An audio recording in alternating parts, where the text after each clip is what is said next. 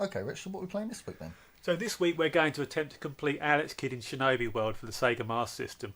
This is a platform game released in 1990, and it's the last Alex Kidd game that they've actually made, and it's a mashup of Alex Kidd and Shinobi, the sort of Alex Kidd and Shinobi games. So have you played the game at all then? I didn't even know it existed. Do you want to go for it then? Yeah, let's give it a go. Right. So you can see all of this sort of section here is very similar to the first Shinobi game as well. Yeah, I mean, the whole game is sort of like a spoof of Shinobi, really. The boss fights are all spoofs. So it's a bit tongue-in-cheek. Yeah, the whole thing is sort of like a tongue-in-cheek spoof. So you've got your sword. You've also got the ability to sort of spin around on posts. Sort of turn into sort of like a... Oh, blast. Sort of turn into a flaming comet type thing. A fireball, even. Yeah. These guys are like the guys from Shinobi, so you got to sort of jump over the boomerangs. They're invincible until you've done that. Mm-hmm. And the hearts give you health. You also got a wall jump, you can see there. Just sort of tap the jump button when you hit a wall. Do you want to get up there? Yeah, there's a weapon up here. Do you have to release it at the right time? No. Alright, just spin. So also you get these sort of spears, so you can throw spears. They only last until the end of the level, though, unfortunately.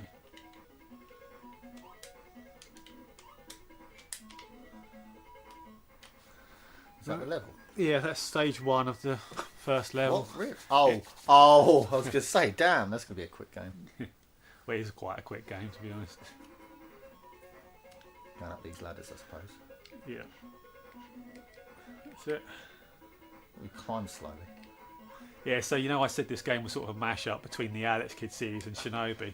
That's not strictly true, because this game was actually supposed to be a completely unrelated game when it was first made. So in development, this was actually called Shinobi Kid, and they sort of tacked on the Alex Kidd brand afterwards to sort of sell the game effectively. And they actually did that with a few games, because Alex Kidd in High Tech World wasn't actually an Alex Kidd game either. That was another game that they just sort of tacked the brand on. It's a bit of a shame, really. You wonder how many Alex Kidd games were actually real Alex Kidd games, and how many were just unrelated projects that were turned into Alex Kidd games. Because, I mean, when you look at the Mega Drive game, that is clearly like a sequel to Alex Kidd, isn't it? And that's actually made by the same people as the Master System game. This game was made by the people who worked on the Illusion series, the Mickey Mouse games. Yeah. Cast of Illusion and Land of Illusion and such. What kind of... You've got to do the spinny thing there. Hold the fire button down. That's it. Move left a bit. Keep pushing left. That's it.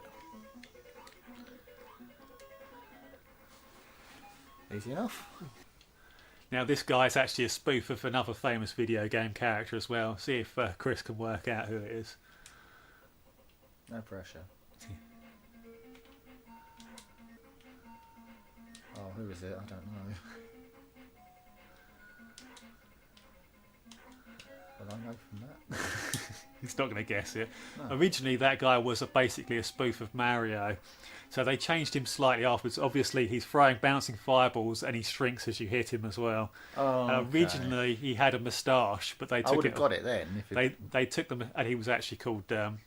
What was he called? I think it was something like Marioto or something like that. Marioto.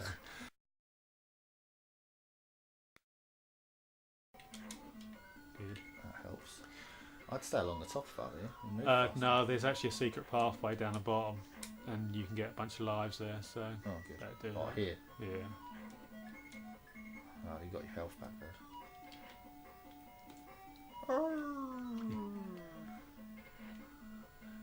He can hold his breath for a remarkably long time, can't he? Sort of. Exit over there. So I've got to hit the little helicopters here. Yeah. Oh, with these? I'm wondering actually if this section is easy with a sword. Yeah, of course it is. You can just sweep above your head. Is he dead? Yeah. No, I ain't got it. This is where I wouldn't mind having that. You would never get them though there. Well, Yeah. fuck. That's all what you're doing. Getting that extra life. These things are pissing me off. Well, don't kill them, just avoid them.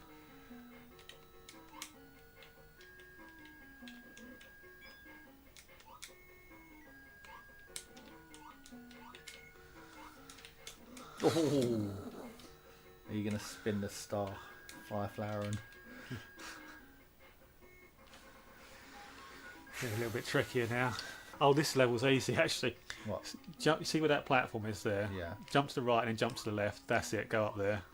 And this level is actually quite nasty as well. There's some stuff up here to collect.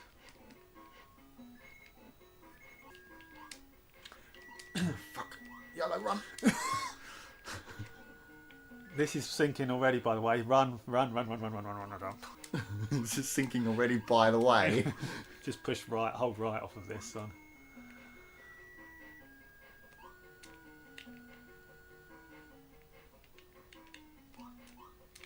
Are those spikes up there? No. Oof. Reasonable graphics, actually, for this level. Stop doing that! Tell me!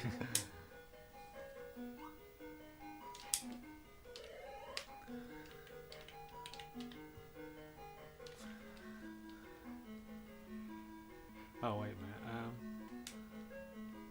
Oh, you dirty cheat. It's just to get into this little alcove. It reminded me because I just saw it there, didn't I? Yeah. Oh, that's handy. That's cool. The little different directions you can take and stuff. I do the like secrets. That's very Yeah, cool. that is one of the best elements, I think, of the game, really. And that actually did happen in the original Alex Kid, didn't it? If you hit the ceiling, you'd have to do a swimming section sometimes. Yeah, I remember.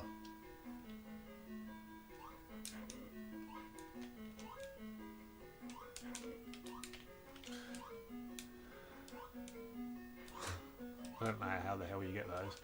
You don't.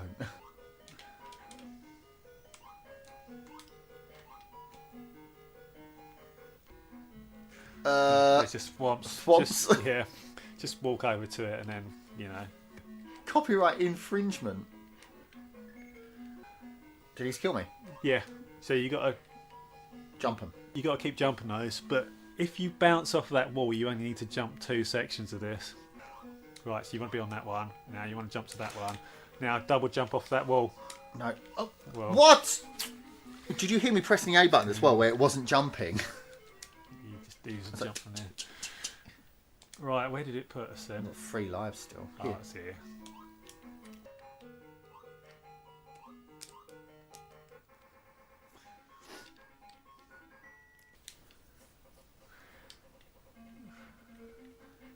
One, 2, 3, 4.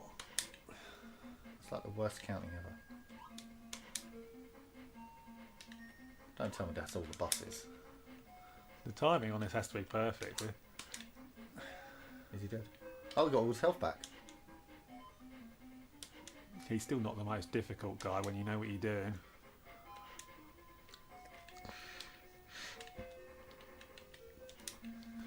He's using a shadow jutsu. Do you have to kill the clones? No, they just keep coming forever, basically. Sorted. Is that the game?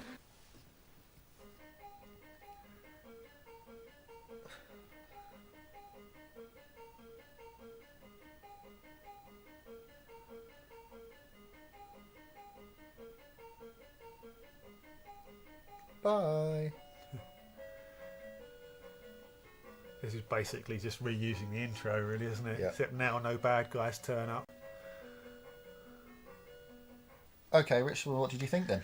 Well, I do kind of like this game. I kind of like the art design. I kind of like the theming, but it is really just too short. It is way too short, you know. And I don't think it's not that the levels are easy either. You know, there's some tricky levels in there, especially that one. I mean, you managed to just walk above the top of the whole level. That's quite a tricky level. There's some tricky jumping sections, and also you don't actually get a hell of a lot of lives either. So I mean, you can end up just losing your entire life reserve just on one of the bosses sometimes, you know, before you sort of know how it's done. I think graphically it looks alright. I quite like the music as well. In fact, mostly the presentation of this game I think is pretty good. The only area where the presentation falls down I think is probably the ending to an extent, you know. Yeah. That could have done with being a bit better. This is 1990, so other games we played from this year: Castle of Illusion on the Master System and the Mega Drive. We played Chip and Dale Rescue Rangers on the NES. Yep. You gave Chip and Dale a 2 out of 5, didn't you? So you had quite a low opinion of that. And I'd say Chip and Dale is possibly, the levels are easier, but there's more levels than this.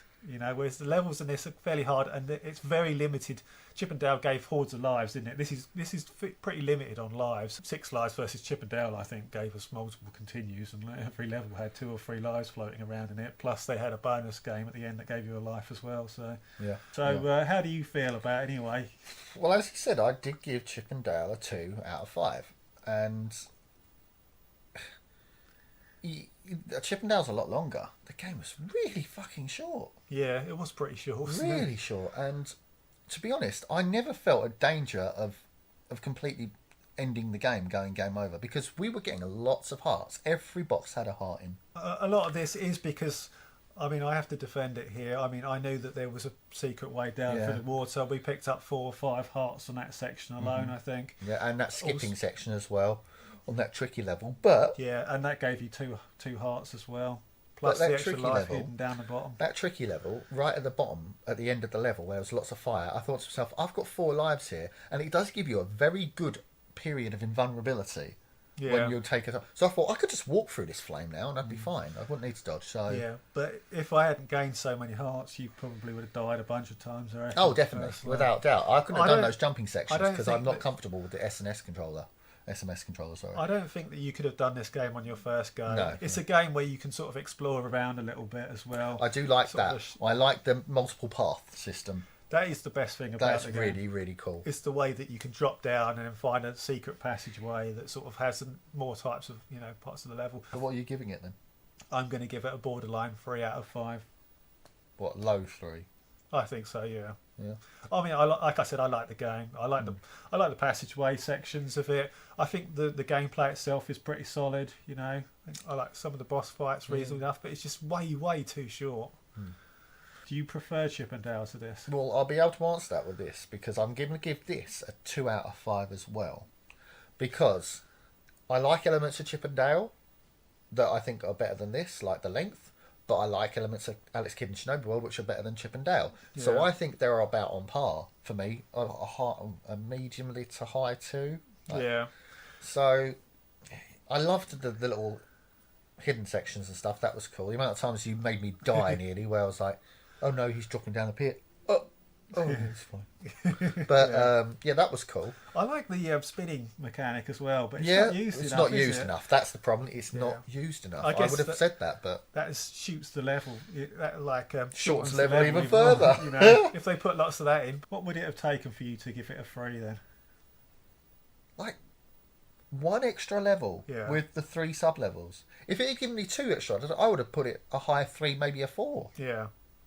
Because then it would have been really interesting. Yeah, I think that is fair. I think it's a fair criticism. Like I said, I'm giving it a borderline 3. I think it is somewhat of a missed opportunity in some ways, but I feel like it is fun to play. And for younger people, maybe they're going to have more problems getting through the levels, so they'll be playing it a lot more than we were. Even for older people that haven't played it before, I reckon. But, fair enough. Okay, guys, that's Alex Kidd and Shinobi World for this week. Really enjoyed it. No. Yeah, I do like it. I mean, I enjoy playing through it, to be fair, just now. It's just all right. It's a good little time waster. Yeah. So if you liked it, give us a like. Tell us what you think in the comments, and we'll see you next week with another game. Take care, guys. See ya.